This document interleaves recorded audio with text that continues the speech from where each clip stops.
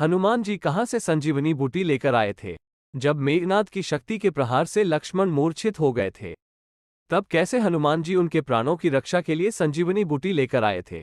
रामायण की मान्यता अनुसार ऐसा माना जाता है कि लक्ष्मण के प्राण बचाने के लिए हनुमान जी हिमालय से संजीवनी पर्वत को ही उठा के ले आए थे। इस दौरान क्या क्या हुआ, किस तरह से रास्ते में एक अप्सरा ने उनकी मदद की, आज जानेंगे ऐसे ही कुछ दिलचस्प किस्सों के बारे में। श्रीलंका से काफी दूर स्थित इलाके में मौजूद श्रीपद नाम की जगह पर स्थित पहाड़ ही वो जगह है जहां पर द्रोणागिरी का एक टुकड़ा था और जिसे उठाकर हनुमान जी अपने साथ ले गए थे। श्रीलंका में इस जगह को एडम्स पीक भी कहते हैं। श्रीलंका के दक्षिणी तट गाले में बेहद आकर्षक इस पहाड़ को श्रीलंकाई लोग रहोमाशाला कांदा भी कहते हैं, जबकि कुछ लोग कहते हैं कि वो द्रोणागिरी का पहाड़ था।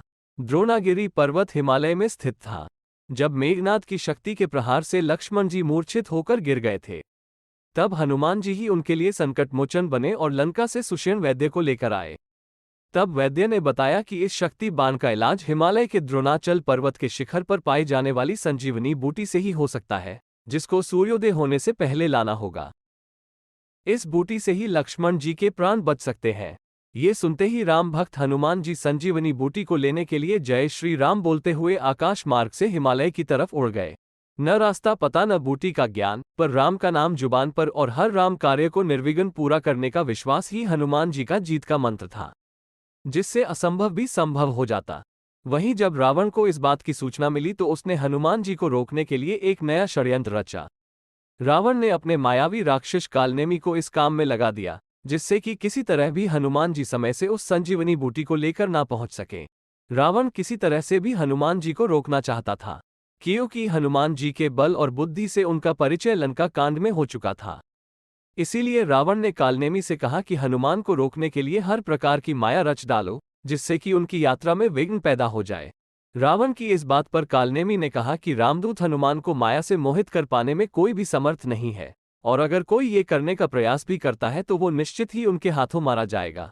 इस पर रावण ने कालनेमी से कहा कि अगर तुम मेरे आदेश को नहीं पूरा करोगे तो फिर तुम्हें मेरे हाथों मरना होगा। तब कालनेमी ने सोचा कि रावण के हाथों मरने से अच्छा है कि वह हनुमान जी के हाथों से ही क्यों ना मारा जाए। कालनेमी ने अपनी माया से हनुमान जी के रास्ते में ही एक जल स्रोत के निकट सुंदर कुटिया का निर्माण किया और इसके एक ऋषि का वेश धारण करके जोर जोर से राम कीर्तन करने लगा। इसी दौरान जब हनुमान जी काश मार्ग से जा रहे थे तब अचानक से हनुमान जी को प्यास लगी।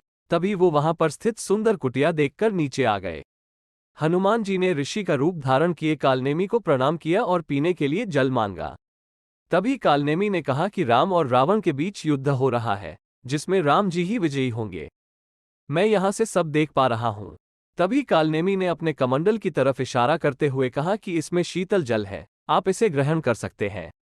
तभी हनुमान जी ने कालनेमी से कहा कि इतने से जल से उनकी प्यास नहीं बुझ सकेगी, कृपया कोई और जलाशय के बारे में बताएं। तभी कालनेमी ने हनुमान जी को एक जलाशय दिखाया और उनसे कहा कि वो वहां पर जाकर जल पीकर स्नान कर सकते हैं, जिसके बाद ही वो उनको फिर दीक्षा देगा। हनुमान जी बताए गए जलाशय में पहुंच गए और वहां स्नान करने लगे। तभी वहीं पर एक मकड़ी ने उनका पैर पकड़ लिया, जिसके बाद हनुमान जी ने उसका मुख फाड़ दिया, जिससे वो तुरंत ही मर गई। इसके बाद ही वहां पर एक दिव्य अप्सरा प्रकट हुई। अप्सरा ने हनुमान जी से कहा कि श्राप मिलने के कारण उसे मकड़ी बनना पड़ा था। अब आपके दर्शन मिलने से मैं पवित्र हो गई और मुनि के श्राप से भी अब मैं पूरी तरह से मुक्त भी हो गई हूं। इसके बाद अप्सरा ने हनुमान जी को बताया कि आश्रम में बैठा हुआ ऋषि एक राक्षस है, जो रावण द्वारा भेजा गया है और इसका नाम कालनेमी है।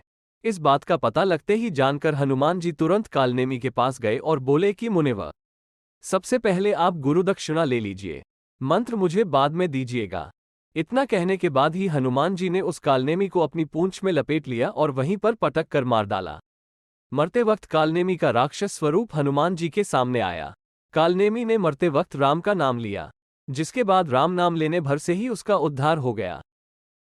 मान्यताओं के अनुसार हनुमान जी हिमालय की कंदराओं में संजीवनी बूटी की खोज करते रहे, लेकिन उन्हें संजीवनी बूटी की सही से पहचान नहीं थी, जिसके कारण वो द्रोणागिरी पहाड़ को ही ले आए। सुबह होने से पहले इसी पहाड़ को ले जाकर युद्ध क्षेत्र में जैसे ही पहुंचे हनुमान जी, राम की सेना में अत्यंत खुशी की लहर दौड़ पड़ी। सबके चेहरों पर उदासीनता खत्म हो गई।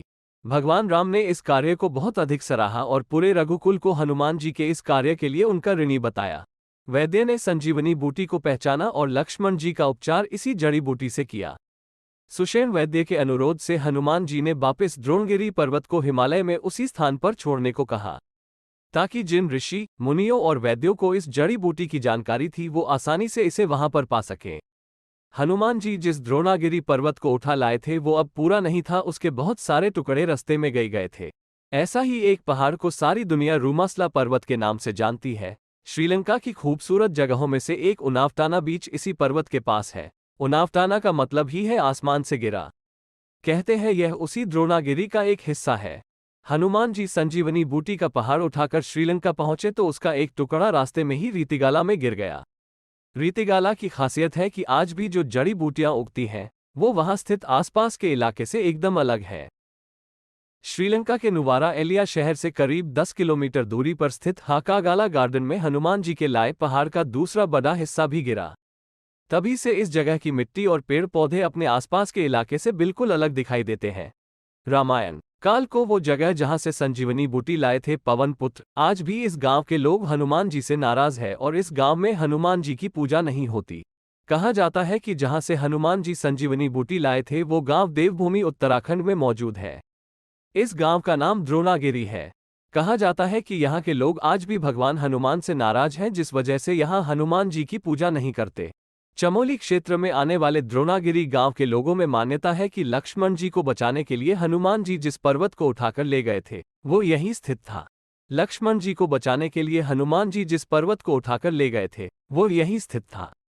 माना जाता है कि इस गांव के लोग इस पर्वत की पूजा करते थे।